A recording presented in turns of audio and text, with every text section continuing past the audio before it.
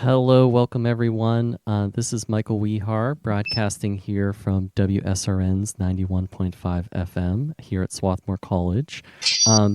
In case you haven't joined us for a while, you can always call in. Our number is 610-690-5700. And thank you to all those listeners out there. We have a special guest here today. I'm really excited to welcome Andy Lee. Andy, could you please introduce yourself and tell us a little bit about yourself? Yeah, sounds good. What's up, everyone? I was class of 16 and I was a math major and computer science minor. I didn't like parish food, food at Sharples very much. So, and I, I guess that's it. Yeah. Well, I'll figure out how to introduce myself better as the conversation goes on. Well, that's fine. I know a lot of the guests, they're special people with a lot of interesting things in their lives. So it's my goal to try to unravel those things. So the first thing I wanted to ask you about is I know you started a business. I believe it's called Basis. Is that correct? Mm-hmm. Yeah. So my first question is, why did you start a business? So maybe some of you guys don't know, but I actually started my first businesses at Swarthmore. And I was a SWAT tank participant. And the first business was using some machine learning to teach people languages through TV shows, movies, and books. That business failed. And at Uber, my first job out of college was I was an engineer at Uber working on self-driving cars. And I also started businesses then, too. Those failed too. But the reason why I start businesses is because two things. Number one, I think for me, I get really excited about thinking about the future of the world and just being able to see your ideas come to life. And it's my way of kind of creating. And that's a really fulfilling process for me. Very few jobs allow you to create in a way an entrepreneur can. That's one. And I think two, it's, I feel like for my own skill set, I came to this conclusion that it's the way that I can have the largest impact on the world, given like the things that I like to do. So I like to sell. I like to think about technology. I like to understand problems in the world and get curious about that. And entrepreneurship is a way to like combine all those activities. Well, I think that's awesome. There's several things there I didn't know about you. So the first thing you said there, you did SWAT Tank. We actually interviewed the winners from this year's SWAT Tank last Friday. Cool. So that's really awesome. Maybe I'll share with you the recording after this. But Roman and Sure. TJ were great guests. And the second thing you said, your first business that you pursued was related to language learning. And I'm very interested in language learning. Nice. And there was another thing I found out this morning when I looked at your LinkedIn. I saw, so you worked for Uber in Pittsburgh. Is that right? Mm-hmm. So I'm from Pittsburgh as well. Oh, yeah. I saw that. You're from CMU, right? Yeah, that's where I went to undergrad. And then I went to University at Buffalo for a little while, and then now Nice. I'm in the Philly area. So I think this could lead to some future conversations as well. So I fail at a lot of projects. I do, but I've never tried to start a business. So I can totally understand, and I feel like you said you failed at a few businesses. I feel like you must have accomplished a lot of interesting things along the way. And at any moment, you're welcome to chime in and talk about that later on in the show. But I wanted to ask you your current business basis. What's the problem you're trying to solve? The problem is that so we serve our customers are plumbers, electricians, drywall companies, all the people that build the things that create a building. And there's a common misconception that these businesses are small, but they're actually massive. They generate hundreds of millions of dollars of revenue. What our product does for people that aren't in the industry is we help these companies track their sales. So we help them understand who their best customers are, how much sales they've generated, what their profit and what their loss is. And you'd be surprised that something like this doesn't exist yet. I was pretty surprised too. But it turns out this entire industry is running still on spreadsheets and paper processes.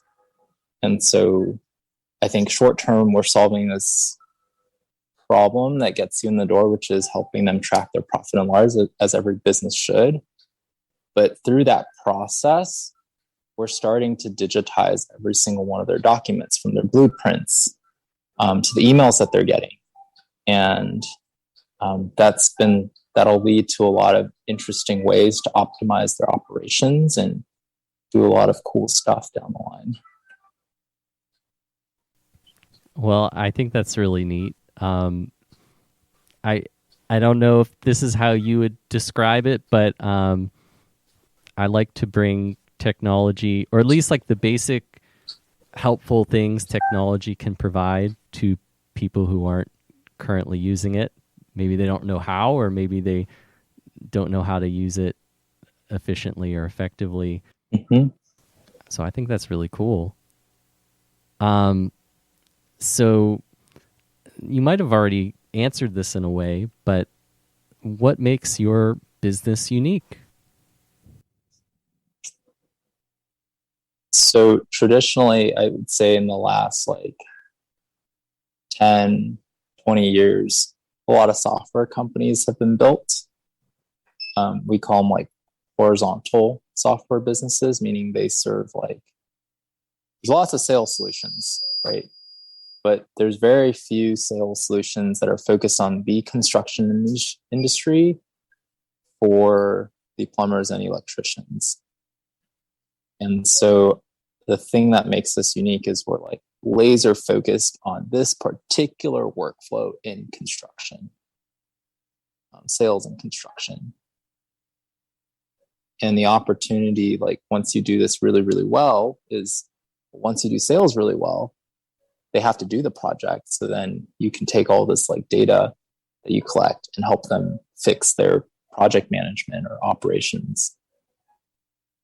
And then you just start eating the workflow down the stack. And you start to replace all these spreadsheets, and you help them organize their data better. And eventually, hopefully in the course of a couple of years, now the business is running a lot more efficiently. That makes sense. That it sounds like that could really benefit a business, benefit the employees, help in a lot of ways. So I know you mentioned there were some businesses you pursued or some ideas you pursued, and you pivoted or changed or started a new venture. What are some obstacles that you encountered that maybe caused you to pivot or change which venture you pursued? Yeah. So the business I started at Swarthmore was a language learning app. And it was really hard to get customers, and I couldn't even get our own Swarthmore language department to adopt the solution. That was a really good learning experience because I realized it's just hard to get customers. And I remember, when you start a business, you actually, the hardest thing is getting your first few customers. And I had no idea how to do that. So I would just try a bunch of stupid stuff like, hey, maybe if I just pass out flyers, or maybe if I just approach people cold and ask them if they want to use the language learning service. Long story short, it was really hard to get customers. And also, I got to this point, I think, after working on it for a year and a half, that I just didn't believe that this was going to impact the world at a meaningful scale. And so I couldn't see myself working on this for 10 years. And that's why I quit that business. And so probably my biggest learning from Backpack, which was the business, my first business was, oh, I'm someone that needs to work on something that I find deeply meaningful. So then at Uber, I was working on self-driving cars. And one day I woke up and I said, I'd really like to learn about biology. And I'm doing a lot of machine learning stuff. And I think self-driving cars will get solved by a team much more capable. Like Uber's on track to solving it. What can I do? And so naively, I said I wanted to learn about biology. So the next day I actually went to CMU and I just like knocked on a bunch of professors' doors and went to the comp bio department in Gates. And I just, I didn't know how to, I didn't take a biology class at Swarthmore, but I don't know, something was like, maybe I should learn some biology. So knocked on a couple doors and I just asked, hey, you don't know me, but I'd love to do research with your lab. I don't know any biology, but I know programming and stats. Maybe we could trade, and most people said no. They thought I was kind of crazy. But one person said yes. His name was Andreas Fenning, and he happened to work on Alzheimer's. And I just fell in love with Alzheimer's. And eventually, maybe 8 months in, I realized there was no drug for Alzheimer's, and that was a big problem. So I decided I want to try and build a company around that and solve that problem because I thought it'd be meaningful. And quick side note, I think like one of my biggest lessons as an entrepreneur is accepting that something might be improbable, but still doing it to find out why it's improbable. So I had no business starting a biology company. I've never taken a bio class. I'm not a scientist, right? I was working another job. But I think you learn a lot by trying and failing, because I might fail, but I'll like through that process of trying to build a company, I'll learn why it doesn't work. And that's really, really valuable. There's like no better learning. So you ask like, what are some of the obstacles? Well, I started this, biology company, and I thought to myself, well, I probably need a scientific co-founder because I don't have a bio background and there's probably no investor that's going to back this idea. Okay, so I try to convince that CMU professor, and he eventually came on as a co-founder. Try to go out to find investors. No one was interested, except YC. YC backed us. I had to figure out how to get hospital partnerships to kind of get, trials for the technology that we were building with this professor. But it ultimately failed, that company, because 2 years in, I felt like I didn't have a unique insight to Alzheimer's, and that it was unrealistic for me as a first-time entrepreneur without a lot of career credibility to convince a world-class team to join me in this quest to solve Alzheimer's, and that I didn't think I could do it because I wasn't going to come up with some crazy discovery, which led me to Basis, right? So with the Alzheimer's idea, I was like, I probably can't work on a super capital intensive company because I don't have the clout to be able to track those resources to solve that scale problem yet. I probably need to build up. So with Basis, I looked for an old industry, looked at waste management and construction, something where I felt like you could get started pretty quickly. And it was, for me, in terms of my like career mission, it was a way to, my strategy at the time was, let me become a successful entrepreneur first. Through that, I'll gain a lot of credibility. And then for my second act, I'll go after a much bigger problem like Alzheimer's. Well, this is very inspiring. I wasn't expecting this journey that you're sharing, and it hasn't been that much time, has it? That from when you graduated until now, how many years has it been? Close to six, Six 5. years. Yeah. 5 to 6. Okay, so first I have to do a quick recap. Again, this is Swarthmore College's WSRN 91.5 FM. Here at Swarthmore College, I'm Michael Wehar. We have a special guest, Andy Lee, and he's telling us about his journey pursuing startups. And he's currently running a startup called Basis. And we just heard how he talked about initially at SWAT. He was in SWAT Tank. He ended up trying to start this language learning company. And then eventually he worked for Uber, and then he wanted to start a company to solve Alzheimer's. Is that right? Yeah. And you knocked on people's doors at CMU, and one of the professors ended up eventually being a co-founder with you, and then you pivoted and you started a new business. So I will say I got really far, actually. So I had no business on it, but I was like shocked at how far I got. I was able to secure a couple of hospital partnerships because of Andreas came on as a co-founder because I worked with them for 8 months. So I built that relationship, and now I had this like cloud, like a little bit more credibility. And then the hospital partnerships came on, and I was able to get a couple of investors to say they were interested, right? Which helped me get into Y Combinator.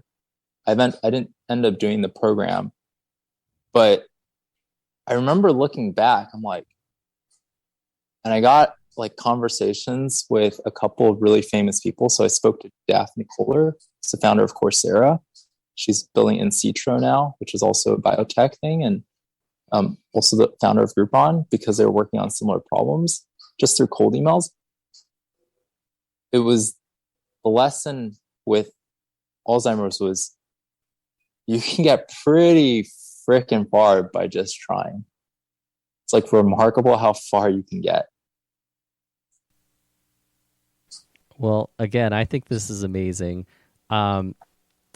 Whenever I finished college, I was a math major, and I wanted to go for a PhD in mathematics. I went around and knocked on a lot of people's doors just to get them to take me on as their PhD student. Maybe I was difficult or something, but most people just turned me away. And it wasn't until a year later I ended up going for computer science PhD, where I had several people more interested in me. But I failed at first trying to get in for a math PhD. And so that's really awesome, though, to hear, though, that you, through just trying to make connections, going out, knocking on people's doors, trying to learn, trying to solve problems. Well, and this is a big theme, like an internal lesson that I've kind of learned as an entrepreneur, which is actually you do want to get to no's really quickly, and you want to hear a lot of no's, because if you're going to do anything ambitious, you're going to need people's help, and you want to understand why they don't want to help you, right? So first investor's like, well, who are you? You don't have a biology background. You don't have any of this. Why would I ever believe that you could build a company? I was like, oh, okay. So like, that makes sense. Okay. So I need some more credibility. Okay. I need to go find a scientific co-founder. Right. And so that's like, you take that lesson and then you go to these hostile partnerships and you're like, well, you don't have a proposal ready or you don't have any reason. So, oh, okay. So I need to sell, the text. I need to get some of Andre's papers and like summarize it. Right. And so in sales, you understand this because like actually objections are good because they teach you how someone perceives you in the current state and they provide a hint on what you need to do to get better. I see. So I think with me, what they wanted me to do to get better was I thought it was stupid. I didn't think it was actually a beneficial use of my time. So that's why I ended up pivoting and I ended up going for computer science. But no, this is very interesting. When people say no, uncovering why they're saying no. What's correct? Yes, that's actually the gold. Which is if you can get someone to reveal why truthfully, and like, then you've learned a lot, and that's like half. It's like the secret sauce to actually starting stuff and getting traction. I guess me as a person, I'm a little hard-headed. So if maybe subconsciously I realize the reason why they're saying no, and I'm like, I'm not like, I think their reasoning is, I don't agree with their reasoning. So then I'm never going to be able to satisfy their, what they need. It's not necessarily like blindly listen, right? But if you can empathize with that person, right, that's just another data point for you to consider, right? And then it's up to you to kind of make the adjustments that you think you should or should not. I think that's really good perspective. I like what you said. You shouldn't blindly just do it, but you should figure out where you can empathize, and then you can figure out how you can make the sale or get the person on board or get the investment or whatever it might be, and actually create a meaningful collaboration. Okay, this is really cool. I'm enjoying this a lot, Andy. I'm learning a lot. I hope the listeners are learning as well, and I hope that this call in. Yeah. Our number again is 610-690-5700. Anyone is welcome to call in. Okay, so we're going to get back on track here, though. For your current business, did you raise money? And if so, how and what was it like to raise money for a startup? Did raise money. We raised 2 rounds. We got into YC. For those of you who don't know, Y Combinator is an accelerator. And Y Combinator gave us like the first $150,000. They have a demo day 3 months in. And from there, you pitch a bunch, you go on stage, and then a bunch of investors express interest. And then they invest in you after some calls if they're excited about your company. But maybe I can help me understand what would be useful to understand about fundraising. Well, so a lot of the students who enter SWAT Tank, a lot of them end up entering it as an opportunity to delve into the possibility of entrepreneurship rather than actually starting a business.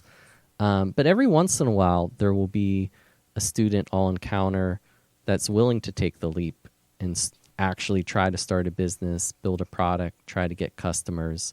Most of them, they're more so just curious about what is entrepreneurship like and want to play around with the possibility. But the few students who are ready to try and take a leap, I want to be supportive of them and help them to um, maybe get into an accelerator program or connect with alumni who might be able to help them, or I guess connect with people who would support them. So I guess that's not exactly investment, but so I guess maybe I should ask instead: can students apply to Y Combinator? Do they have a shot of getting in? Yeah, anyone can apply. That's one of the beauty of YC, which is it's an open application. The trick to getting in is actually pretty simple. You have a business and typically you have some customers that are using it or some users. So the secret to getting investment is actually find a way to get users / customers to use your product. And if you can do that successfully, you'll have no problem raising money. Okay. And I mean, do you think there's like different levels to that? Like, do you think there's like high quality users versus low quality users in the sense of like, what if there's just people who like download it, click a few buttons versus someone who's actually using it every day or purchases a subscription? Yeah, every product is different, but my internal like litmus test, like a lot of, I feel like being a founder is just asking the right question, and it's usually like, what would, for me, the question that I ask is, what would make this super obvious in an investor's eyes that there's something here, right? And whether it's like, sometimes for some of our businesses, it was they paid money. That's hard to do, right? So, okay, cool. My goal is to get someone to pay money, because if someone pays money, you talk about theory and stuff, but if someone pays money, it's like clearly they value something here, right? With the Alzheimer's startup, okay, this stuff takes time.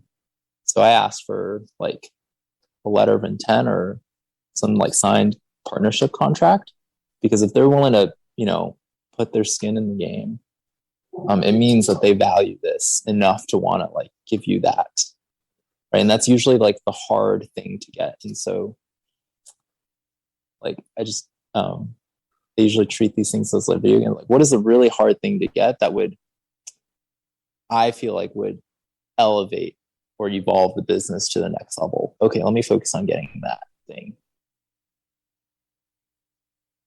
But like, obviously, like getting your friends to download, yeah, you might be able to trick someone, but yourself internally, there's no fooling yourself that that's not real traction.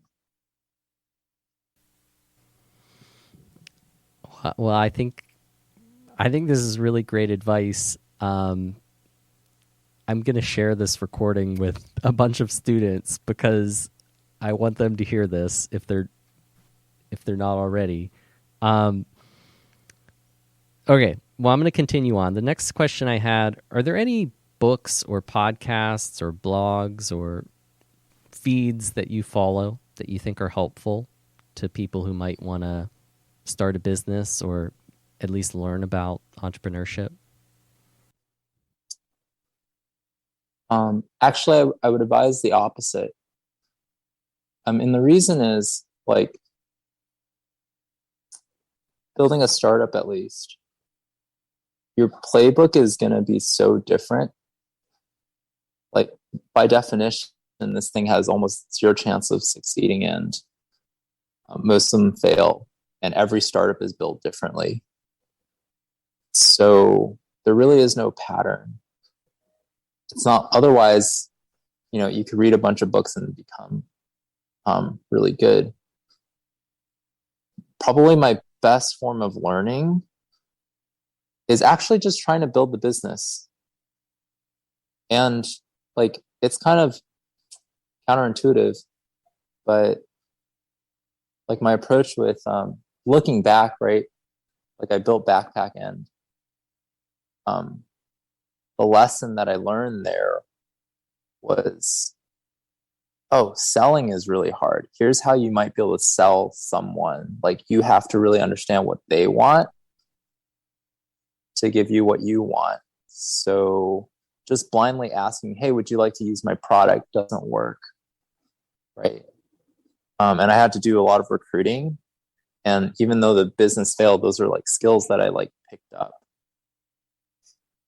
And with, you know, the Alzheimer's idea, it was things like, how do you convince a co-founder to join you? How do you get a conversation with an investor? How do you get, you know, sell someone on a partnership? What are some of the things that you need?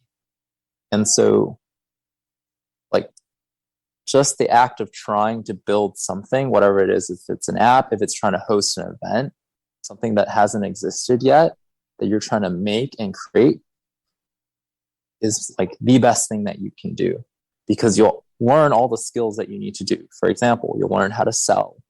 You'll learn how to manage your own psychology. You'll learn how to deal with disappointment. You'll learn incentives, what people care about. You'll learn how to tease out if this is something that, you know, people are being nice to you. They're like, yeah, I'd like your app. Or if it's something that they truly care about, right? And these are all little like nuances of being an entrepreneur. So this is really great, though. I like this kind of idea of you're finding out why people do certain things or what they want, and trying to help them get that in a sense. And it's not like, you know, sometimes people have this idea someone's trying to manipulate them to get a certain thing, and it's not really that. It's like figuring out what you both want, or figuring out what they want and helping them get it. And so my parents are salespeople, and Nice. sometimes when I tell my friends, you know, they're like, I never want to be a salesperson. And they're like, because you manipulate people. And then I thought about this the other day, and I'm like, I don't think my parents manipulate people. I think they find out what people want and help them get what they want. Right. And depending on how it goes, it can be a real beneficial service, I think, to others.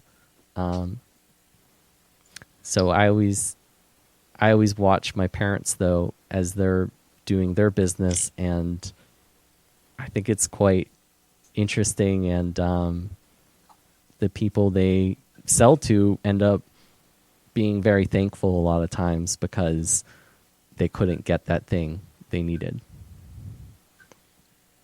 Yeah.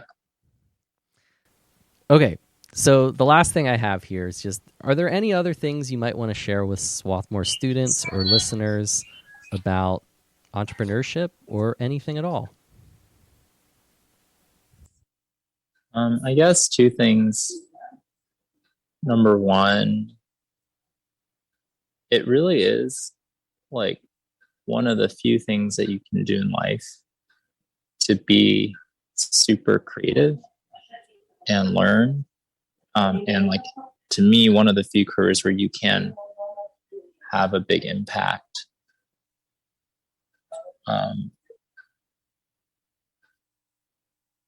And so that's one. It almost feels like doing a PhD. I mean, I've never done a PhD, but it's like you start off with this hazy idea, and then you're just slowly, the picture becomes more and more clear as you start to do things. And the only difference is that you're not, you know, it's not, you're just building a product, right? At least that's like, having talked to a couple of people doing PhDs, that's my impression. Well, I think that's a good kind of explanation of it. And I think a lot of people have different paths when they go for a PhD, but that could totally be consistent with a lot of people. I think that's consistent with their paths. And I, the last thing that I think is like super important is just that the best thing that you can do is try, and regardless of fail, like the way to become a really good founder in my eyes, an entrepreneur, is actually just to try. That's like the secret is not having an amazing idea. It's just like thinking of something and trying and not thinking too much about how to do it well, right? You kind of just figure it out along the way. But even when you fail, like the only reason I was able to raise money and like build the company that I'm building now and recruit a team is because of looking back all the lessons that I picked up while failing at these previous startups, like how to recruit, how to get your first customer to say yes. And unfortunately, there's no real like school or way to simulate these things. So your training is just do and screw up a bunch of times. And then naturally your brain will get better at it. Well, I think that's really great advice, but at the same time, just listening to you, I can tell you're really good at when you see kind of an issue or something not go the way you expected, you learn from it very well. Not all people do, but I still think that's good advice. Just based on everything you described, it seems to me like you really will improve your trajectory after something doesn't quite go how you initially were hoping. I hope so. Yeah. Um, but it is like, I would say it's like honed through. It's pretty painful though. It is like, there's a lot of moments just like very depressed. And it's just, but that's part of the journey, right? It's like understanding your psychology, which is also one of the beautiful things about entrepreneurship, which is your psychology will be tested. And you'll get to learn about yourself in your worst times a lot. Well, I think this has been really great. Thank you so much, Andy. Again, we had Andy Lee as our special guest, and we learned about entrepreneurship, what it's like starting businesses, and I feel like I learned a lot. My name's Michael Wehar here at Swarthmore College, broadcasting from WSRN 91.5 FM. And again, I just want to thank you, Andy, and we're going to sign off for today. Cool. Okay. Sounds good.